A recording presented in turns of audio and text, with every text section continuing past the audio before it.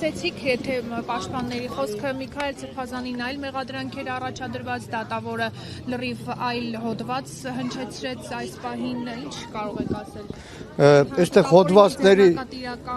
հոդվածի վերաբերող ամբողջ դատաքննությունը լրիվ թեմայի մասին էր եւ ամբողջ իշխանական քարոզչամեքենան,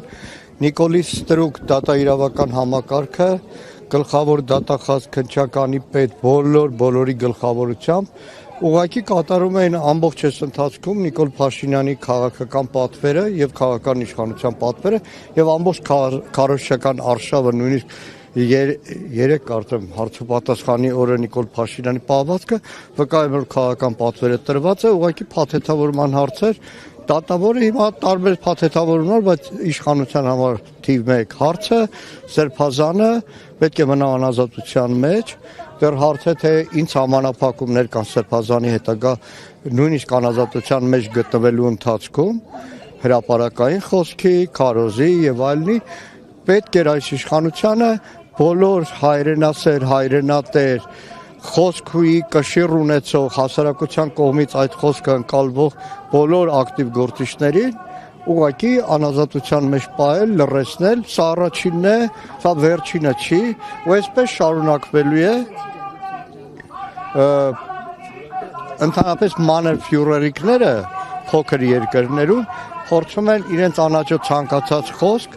իսկ այս դեպքում նաև հայրենադավության, հայրենիքը մաս-մաս թշնամուն հանձնելու գործողությունները սավուն իրականացնել, որպեսզի դրան ըմբոստություն չլինի։ Եվ պատահական չի, որ սրան հաջորդելու են շատ քայլեր, սրան հաջորդելու են կուսակցությունների դեմ արշավներ, կուսակցությունների արգելումներ, առնվազն հարցոպատասխանի շատ բաներ, բացահայտեր դա եւ նաեւ փոքր ֆյուրերիկը բնականաբար պետք է պատրաստվի իր համար այսպես սարսափազդու ընտրություններին բաց դաշտով հանդես գալու, որպեսզի հետագայում շարունակի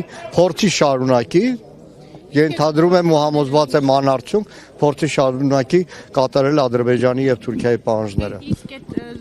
նշած կուսակցությունները ինչ պետք է անեն հիմա այստեղ ինչ պետք է հաջորդի դատավորը կարդաց վճիռը հիմա այստեղ ելույթներ կունենան ու կգնան տուն այդքանով կսահմանափակվի թե այդուհանդերձ կարող է Հարգելի մերի, ես կառաջարկեմ այսօր մեր падգամավորների հետ ամբողջ երեկո անցկացնել, որպեսզի տեսնել, որ տուն գնալը շատ վաղուց ընդդիմադիր մեր падգամավորների եւ շատ ընկերների համար վաղուց դադարել է առօրյա կյանք լինելը մի մասը գնում է բանտ, մի մասը շարունակում է այդ պայքարը